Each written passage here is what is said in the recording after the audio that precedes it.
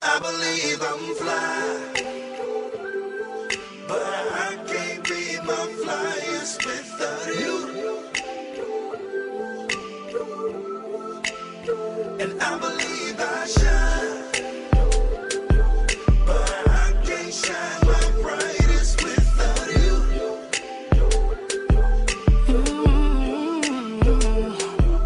I love you, love you, I love you, I love you. Hello and welcome to Woman today.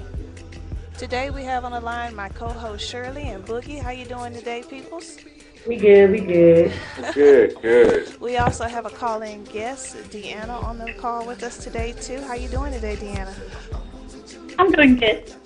Well, we have a good show lined up for you today. Today we're going to talk about comparing relationships. We're going to talk a little bit about flirting, which we've been meaning to talk to about the last two shows. And we're also going to be talking about what is your definition of love. But before we get started, let's go on into today's news.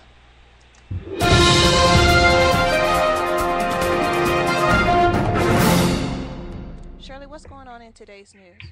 Well, I got this very interesting story that I wanted to talk about. A young man was handcuffed and had been searched, but yet he was able to shoot himself in the back of a squad car.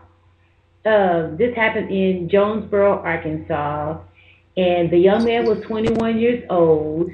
And his mom is questioning the motives, behind this, because if you're handcuffed and your hands are behind your back and they double cuffed you, how is it that they missed the so-called gun that he had, and how was it that he was able to shoot himself in the temple with his hands tied behind his back? So my question is, if you are handcuffed, and I tried to do this myself, and I just don't see how this could possibly happen, how could he have shot himself? And I really, I need to understand, what can we do to prevent things like this from happening to our young black men? Because this is just way out of control for me. I can't even read the story right now because it really irritated me. And when I look at the clippings, I just get that much more upset about it, because you sit here and you watch this guy's mom just, she don't know what to say or what to do. So let's talk about that for a minute, if you don't mind. I did take a look at the article and everything, and it baffles me that if he was checked twice, how is it he still has a gun?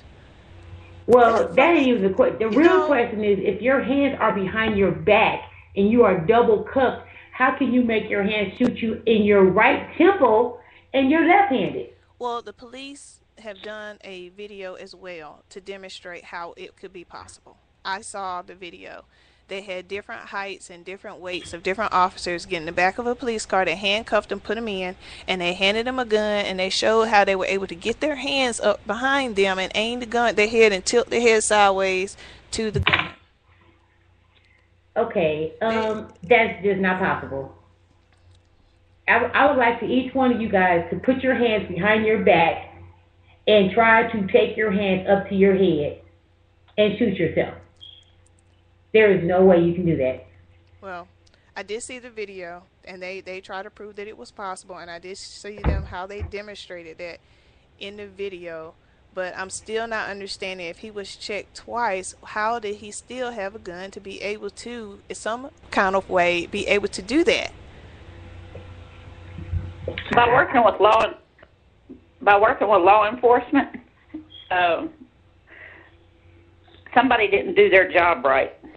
Because in order for him to have still had a gun, what officer checked him did not thoroughly check him. Wow.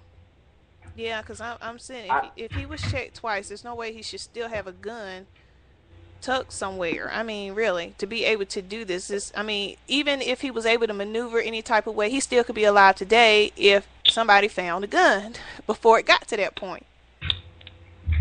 I think what Shirley's getting at is that he probably didn't have a gun. Is that what you're saying, Shirley? That is exactly what I'm saying. And then he didn't shoot himself. No, he did not shoot himself. And if he was guilty of shooting himself, why would the FBI be involved in this now? Exactly. So there's some shady stuff going on. Despite what they may show on their videos as to how this can happen, it's not humanly possible. Unless you are so flexible that you can get your arms over your head from your back. You can't do it. Well, actually, this reminds me of a quick story. It reminds me of one of my friends who supposedly committed suicide some years ago. He and his wife were having some trouble. He got a phone call that his wife was cheating on him, and she was at a certain place with this certain guy. He showed up and had an altercation with the guy. The guy actually happened to be a police officer. Well, long story short, he came out dead, and they said that he shot himself in the back and in the temple. I don't know how that happened. So that kind of reminds me of that story, which nobody said anything about it since then. This happened like in 97, 98, and I haven't heard anything about it since. Wow. Wow. It's sad. You know, it really puzzles me because, like I say, you know, if they supposedly searched him, I mean, I have seen them make these guys spread their legs and they search their sides, their back, and their front, pants, legs, inside and out. So I don't understand how they would have missed that if he had a gun. But like his mom said, he was not suicidal. So there is some shenanigans going on. But he was definitely on several types of drugs and medications, according to the autopsy report. Why he would want to kill himself? That's a good question altogether about himself too. Yeah. They need to investigate the officers who was with him when all this took place. And I think the FBI is doing that. Is that correct, Shirley? That they're investigating the shooting. But see, this is my problem. They want us to trust them as being out there to serve and to protect us. But the thing about it is, a lot of times the officers are the ones who we need to be watching because they do things, they look for stuff, and that's their motive. Oh, well, everybody's going to really care. Yeah, we do care because these are other people's children, sons, daughters, you know, husbands, wives, brothers, sisters. And sometimes I can see if it was, you know, an accident, but then they had these so-called witnesses who said that they saw that the police were away. I don't care how you look at it. Unless I can see it for myself, I do not believe that young man killed himself. I'm sorry. I just don't. I did see, heard also in an article where they didn't even notice what had happened till they saw him slumped over in the car. Didn't nobody hear the gun go off? Well, according to what I saw or earlier, they're saying that they heard some thump noise. Okay, so now you're hearing thump noises, but you're not checking out what's going on? They're trained to know a gunshot. Thank you. Exactly. Especially when they're shooting somebody, you know. Yeah, they know. It's something that they're not saying. But you know what? The truth will come out eventually. Exactly. Do you have anything? So that's go ahead. You know, I have seen, and you know, a lot of my family is military and law enforcement. So I have seen crooked cops and stuff that have killed people, black and white, and everything, and they thought that they could get by with it. And they had done this stuff for like several years, and they didn't think that they would ever get caught. But then finally an officer took a stand that they had propositioned and everything to help them kill and stuff. And they was just doing it because they was trying to say that these people were thugs and gangsters and stuff like that, and they didn't have no purpose in life. And when the investigation went down, because this happened in D.C., and when this happened and stuff, they had took down almost 45 officers who was in that group. And this was back in the early or 1980s when this took place. That's good. That's good. So when I heard this and stuff, whenever TT and I was looking at this last night, I was like, wow, I just really pray for this family and stuff. But yeah, it's just really crazy at what some of these law enforcement officers, they think because they get a badge or something and whatever, that they can do whatever they want to do and get by with it. And that's not how it's supposed to be. That's scary. Wow. Yeah. What else? Well, that's all that I have in my today's news. After that story, I didn't feel the need to look for anything else. Yeah, that's a lot. That's I a lot. hear you on that. I definitely hear you on that. Well, there's one thing I want to go ahead and mention and get out of the way. Somebody on the call, Boogie, not saying any names, but Boogie, has a birthday today, and I just want to do a special shout out and wish you a happy, happy birthday. Thank you. Thank you. Thank you. Thank you very much. Woohoo! Yay, Boogie! I It's got my a 16th time that I turned 21. It's your birthday, shawty. I know you feel much lighter, so much brighter, game much tighter. Yeah, but your game done shifted. Now, you spit the scriptures to the sisters. Yeah, people like, man, that's you. Lost some weight, got a new habit. No, not my hair, not my shirt. 20-something years old, celebrating new birth. Man, it's your birthday, shawty. Understand why you get crumbs in the water. Understand why you need praise and praise. Should have been big, you're alive, it's amazing. When you just spread it, tell other people. Jesus Christ. happy birthday, Boogie. Happy Thanks, birthday! Thanks a lot. Hey, Boogie. Thanks. All right, today we're going to want to talk about, since we haven't been able to hit on this flirting, let's go ahead and get flirting out of the way. So we've been trying to talk about flirting the last 2 episodes. You're going to make somebody mad today, I know. Well, Boogie had brought up, well, what is really flirting? So let's talk about it. Yeah. Well, flirting, according to the online definition, flirting is a sexual activity involving verbal or written communication as well as body language by one person to another, suggesting an interest in a deeper relationship with another person. In most cultures, it is socially disproved for a person to make explicit sexual advances, but indirect or suggestive advances, flirting, at any time can be considered acceptable. On the other hand, some people flirt playfully for amusement, and then some people, it's just plain out flirting. I don't even want to go into some of the things they call men and women. They break it down at women if you do it, and they got a little name and all this stuff. But anyhow, let's talk about flirting for a minute. And let me hear y'all's definition of what you think flirting is in your plain terms, and we can talk about some variety of reasons for people flirt.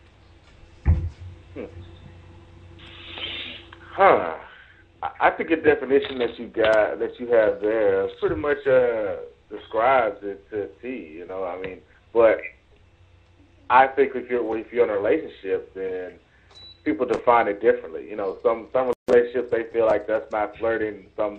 And in some relationships they feel like just eye contact is flirting.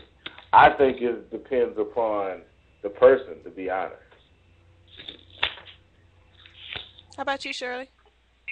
Well, I think, okay, and I have to say it like this. Sometimes when my husband is sitting down watching TV and I come from out the other room, I go in there where he is and I look at him and I maybe like bat my eyes or I'll give him a little smile, That's flirting. It's just something that's playful, but that's because that's who I'm married to. When you're out in public, people flirt with you all the time, but it's how you take it. You may look at a person and say, how you doing with your eyes, not with your mouth. I also think that you can go out in public like a female. I can only speak about females because that's what I am. If you put on, makeup and you put on a specific type of lip gloss, and when you see a guy and you grin at him with, your lips all shiny and stuff, that's a way of flirting too. It could be, it could be harmless, but it could also get you in trouble. Oh yeah. They're saying some examples of flirting could include flicking of the hair, eye contact, brief touching, open stances or proximity. Verbal communication of interest could include your vocal tone, such as your pace and volume, your intonation, and they said it varies between the different cultures. It could be a sexual joke. It could be some type of gesture, sexual in nature. For some people, it could be an extended smile or triple glances. You know how you look at somebody and you see they're looking and you look away, and then you look again and they catch you looking again. Oh yeah. Oh yes. That's a good one. Yeah. I used to use that one. You used to use that one, or a lot of excessive giggling. You know, giggling could be a hint of intimacy, or you laughing at stuff that ain't even really funny. Right? It's like, oh yeah, that's flirting too. Yeah, I think that's flirting. You're doing a bunch of smiling, and you know, teasing is a big thing, even if you're not meaning what you're saying, but just the idea of you making up a tease and telling it to another person.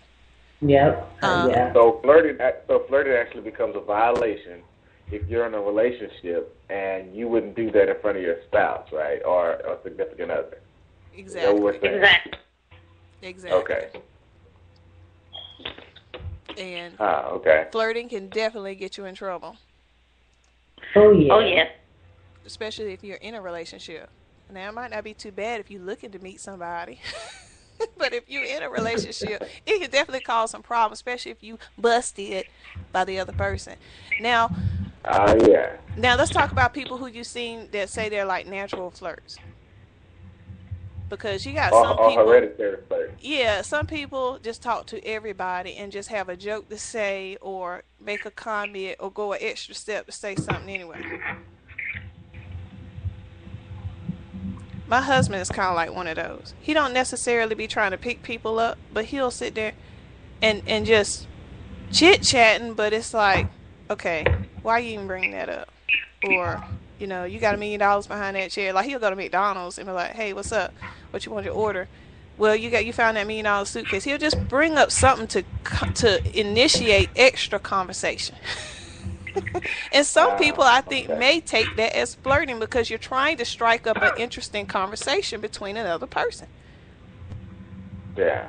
But you know what? I do that too sometimes. If I'm out somewhere and somebody is like, okay, if someone is like looking at some clothes or whatever, and they have this like puzzled look on their face, I'm like, is it all right? Is something on it? You know, you just kind of like start talking to them. And to me, all that does is kind of like take the pressure off of them. Like, you know what, maybe I'm looking at this a little bit too hard. Let me kind of, you know, let me take a breath. So I don't classify that as flirting. But some people may see it is, especially if they're single or in another relationship. It's all about the person who perceives it that you're talking to. Well, you don't have married written across your forehead or in a relationship written across there. You could be just trying to strike up chit-chat, but most people, that's how they start up a relationship, is to start up some chit-chat. That could be true. So I guess you have to really be open-minded, you know, because everyone's on different levels. Right. Yep. That's what it boils. That's what it really boils down to. We are all on different levels in how we view and see things. And you got to know your boundaries when you're talking to other people, especially people of the opposite sex.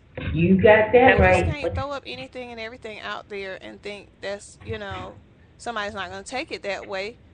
Even just because of the nature it is. You can't, you know, some things you just can't say unless it is going to be considered that or taken that way, or even offensive to some point, because you don't know the other person or how they may take it. Yeah, that's true.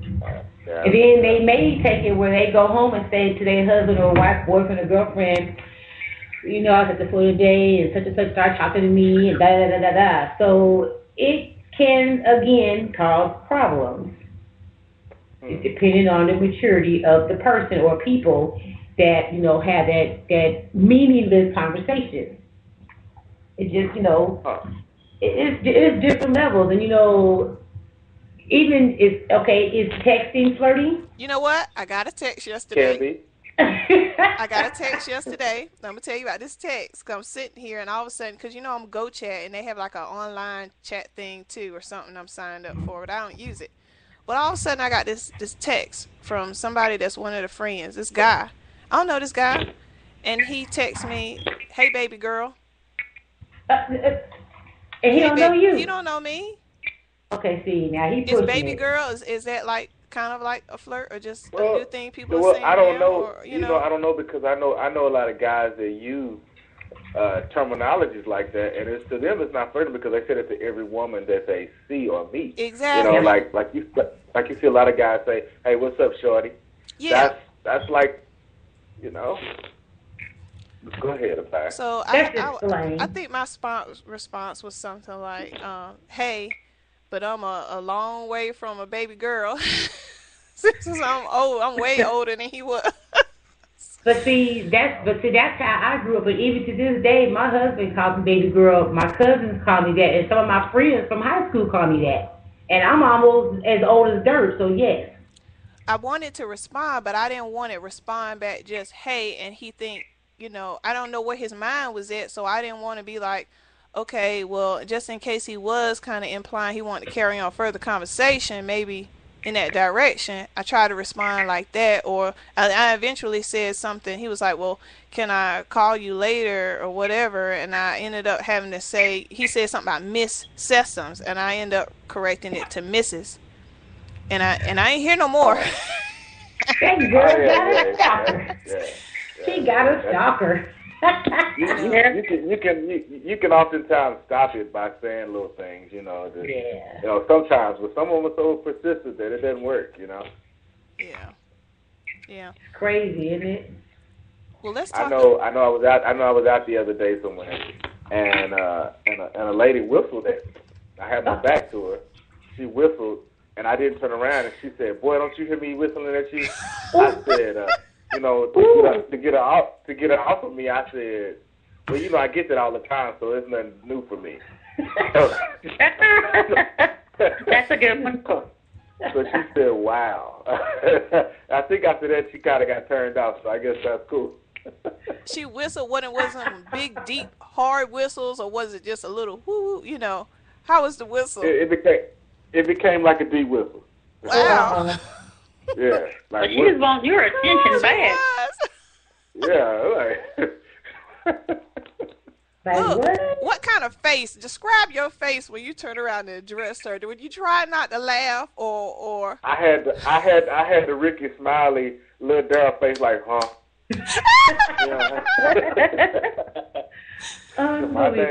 My name, Lil Daryl. Wow. Oh my gosh. All right. Let's talk about comparing your relationships. Because we talked a little bit about this on the last show. Felicia talked a little bit about comparing relationships that had got brought up. And it's somewhat, I don't know about for men, because I'm a woman, but it's not very hard for me as a woman to start looking at other relationships and comparing what I do versus what somebody else does. All right, ladies, you're quiet. I know I'm not by myself. You're right. Okay. You're right. But I think that's a natural thing, because when you stop and you listen to some of your friends who've been married either less time than you or more time than you, everyone has different things that they do in their relationship, and you'd be like, well, I don't do that. Or, so, I mean, it could be good, it could be bad. Yeah. Well, I found some articles about comparing your relationship to mine. And here's what some of the articles had to say about it. Do you ever compare your relationship to your girlfriend's? Well, let's try taking the faults in your girlfriend's relationship and comparing them to the strengths of your own. How'd you measure out? And does this make you feel better about your situation? Since we're being honest, we all do this as often as it becomes atomic because it's inherent to our psyche. Can somebody turn their volume down just a little bit? We're constantly thinking of how much better we are than the next, or we're even inspiring to be better than the next. However, just because we do this subconsciously doesn't necessarily mean that it's good for us. Growing up, you're constantly reminded through fables that melancholy stems from comparing ourselves to others and placing ourselves in their shoes. But you can't, like it goes on to say, if you think 1 month relationship has the same weight as my 2-year relationship, then you're sadly mistaken. It's true, because people are at different points in their relationship, and they went down different roads to get to those points in their relationship. You know, even though this couple may be doing wonderful over here, they might have been together 9 years. And they've worked to get to that point where you might only been together 2 months and you're going through all heck over here. And you're trying to compare your relationship, but you're not seeing what they had to battle and go through and come together as to get to the point. So I was reading an article and that came to mind. I was like, well, that's a good point, because you might be seeing couples in passing or out. You don't know how long they've been together. You don't know if they went through cheating. You don't know if one of them might have had a flirting problem. You don't know what they might have had to go through as a couple to get where they are, or to be in a position to compare yourself to someone else's relationship. That's true. Every relationship has its own. You are your two different people connecting together. Every relationship is very different. And that is true. You really have to not look inside somebody else's world to really focus on things of your relationship. Now, you might see good things in other relationships that you might wish you had in your own, and you might try to change up some stuff to try to get it to that point. And that could be very harmless or what have you, but it's you get on shaky ground when you're trying to change a person. When you originally came into a relationship, this is who I'm dealing with, and I'm being able to deal with that person as they are, and then you see something else that you wish you had, and you're trying to change that person. Okay, I got a question about that. Go ahead. Because sometimes when you meet a person, they're completely different. When they're, trying to get with you, they try to be a perfect soul, male or female. They hide all their flaws. But then after you marry them, they turn into a he devil or a she devil. People change. So they don't change. They hide what's really going on with them because they don't want you to know how they really are. And that causes a problem because if you got married to your husband. When you first was dating him, girl, he probably was doing everything under the sun to you. And then after he got you and you got his last name, he could have changed to Dr. Heckle, Mr. Hyde. They do that. People do that. My husband changed. I call that the representative. Exactly. You date the representative, and the representative is so nice and loving and sharing and caring. And then after you get married, then the representative just moves away and goes somewhere else. I don't know where they go. Exactly. But they don't live in your house anymore. So that's the crazy part of that. And then because Boogie, at our church, there's a couple. There's this couple. They're the Fords. He's a reverend and his wife, sweet as pie. And you would think that this couple has been married for 30 or 40 years. So I asked them, I was like, Miss Mary, how long have you been married? She said, girl, 5 years. I was like, what? 5 years? But when you see them, when they come in, he's so loving to her. They come in the door, they holding hands. But then again, we don't know what's going on when they leave that church. Outside that church, they be whole different people. So, people put on these facades like, you know what, I don't want nobody to know that I'm really a hateful person, so I got to put on my representative face. That's what it is. Yep. You never know. You never know behind closed doors. He might take his shirt off and he might have some high grits, high grits patch on his back or somewhere. He has some high grits pouring on him early that morning. You never know. Absolutely. I mean, Man, that's a tricky subject. That happens all the time because you go out in public, you put on your public face. And especially if you're old school, you don't show out in public. And you make everything look like it's fine, even if it's not. You suck it in, you put a smile on your face, and when you're in public view, you put on your public face for your relationship. And you see that in church, you see that in politics, you see that everywhere. What you see in public may not be anything like what's going on at home. It could be complete war and chaos in the car and at home. But out in public, everybody's lovey-dovey, holding hands, got it together, and looking good. Yeah, this is true. But I can tell you what, like with me, and Boogie can tell you this, how he see me at church is how I am at his house and at my house. I ain't got a stitch of sense. Fired up, crazy, Off the chain. All the time. All the time. And you know what? I was always taught, you know what? Don't be pretending to be someone that you are not. Be yourself. Right. And that's how it should be. That is how it should be. But I don't like that. I don't like that comparing relationship stuff. I can't stand that. I hate that with a passion. That's crazy to me.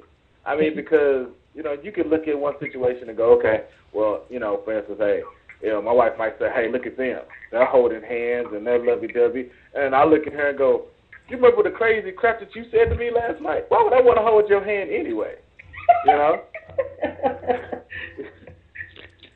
I'm trying. I mean, all that kind of stuff takes place, you know? Yes, it does. And it's a process to be able to be upset or be frustrated and still walk in love with another person. Mm-hmm. Right. That is very much a process. And it's another article I was saying how comparison could actually start a problem. If you just went from not having a problem to having a relationship problem because you're noticing how other relationships are doing and what they're doing, and then you're trying to bring that into your relationship and get, you know, everything started and feelings wrapped up in that. And then next thing you know, you're arguing about something because you're trying to change your relationship to be like someone else's. And it could cause a problem in itself just by comparing. So the article mentions how to stop comparing your relationship. And the first suggestion it makes, stop before it starts. The next time you see someone's relationship having something that yours doesn't, ask yourself if that's something you want or if it's something that you feel like you should have because someone else thinks you should have it. Are you satisfied with the ways things are? If not, then by all means bring it up to your spouse or partner to communicate and find a compromise. However, if you're just trying to change the relationship to fall in line with society, then it's not what you need. It's what others need, and that won't make you happy. Number 2, it says talk to your spouse or partner. Bring it up as soon as it happens. Tell him or her that you saw something either on TV, out somewhere, you spoke to a friend, and how it makes you feel. Talk about how you are or aren't happy with the way things are, and you don't know why you feel the way you do. See if you should make a change to see if you guys like it better, and if not, you can go back to the way things were. If you feel like you are missing out on something, once you change, you may see that there isn't anything to miss or change, and you end up changing things back.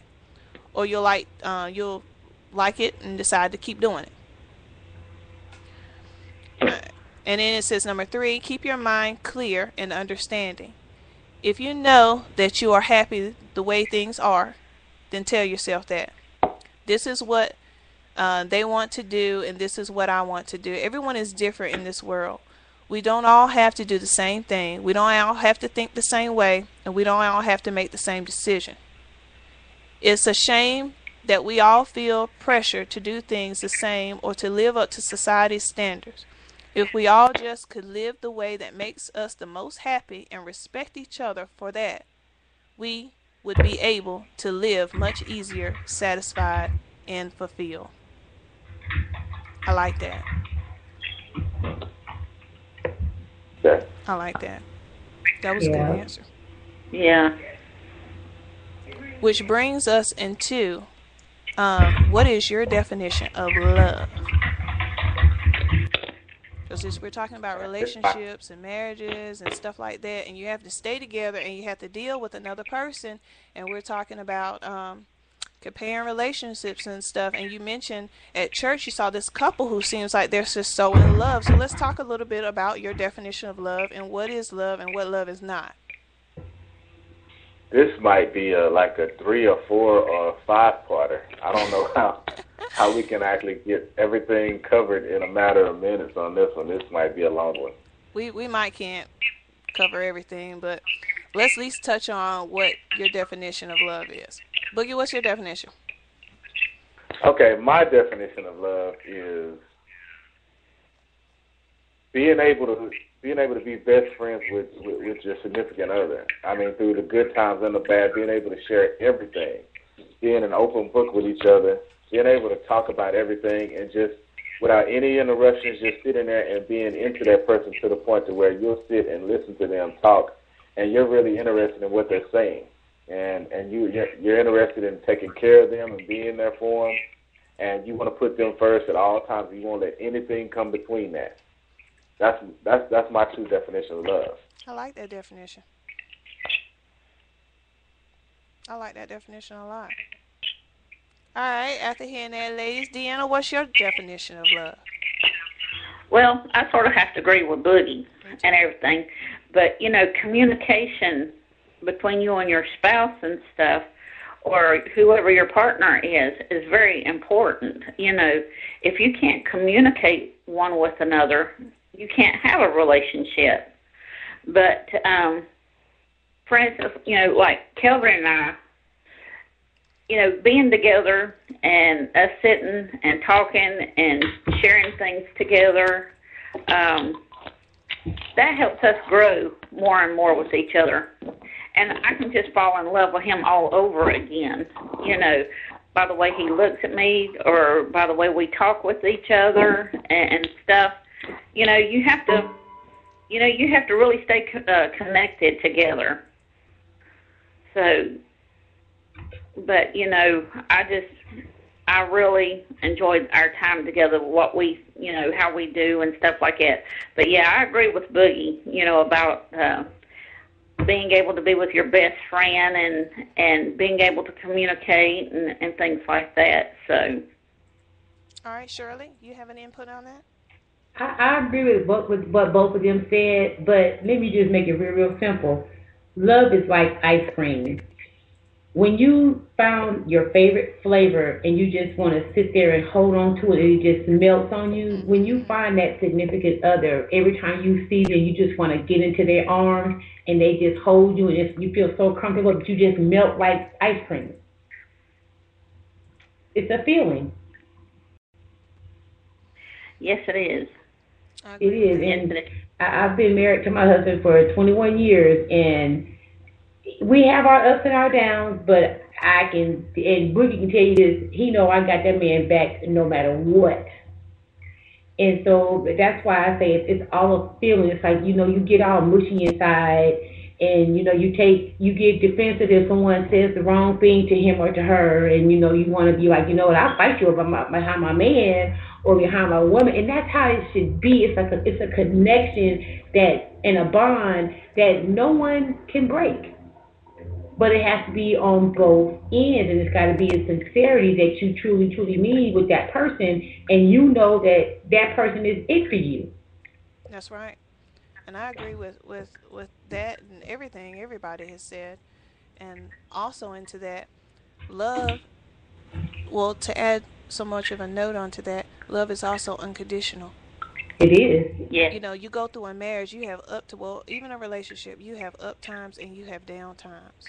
But when you're able to love a person at the state that they're at, regardless of your feelings, and you still want to give from yourself to another person over your own feelings, that is a true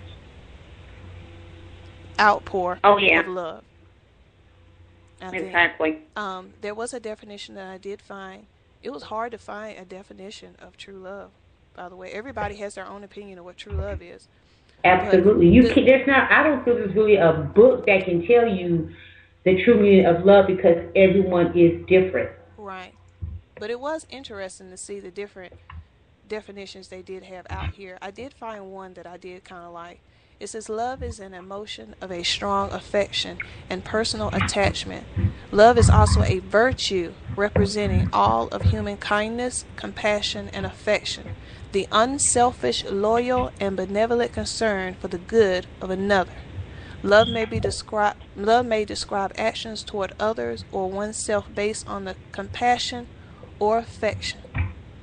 And I thought that was good, that the words they have is loyalty and a virtue an emotion of strong affection. I thought that was a pretty good definition compared to some of the ones I have. And it varies from a feeling, state, or attitude, ranging from pleasure to platonic to intimacy to a friendship, a profound oneness, or religious love, or a family type of love. There's several different types of love as well, which we'll have to go over that on another show as well on that. But it was very interesting, the definition of love. Did anyone else have anything? This service is provided by freeconferencing.com. Please enter your access code followed by the pound. This menu will repeat. Did anyone have anything else they would like to add to the call today? Please re-enter your access code followed by the pound. Well, thank you for joining today's Woman to Woman episode. I do appreciate you tuning into the show today, and we hope that you continue to join the show again next Wednesday for Woman to Woman. And if you feel like you do want to call in and participate on the show, you can. Our call-in number is 559-726-1200, code 932-985#. Again, 1-559-726-1200, 932-985#. All right, remember to be a blessing in someone's life today and let God use you.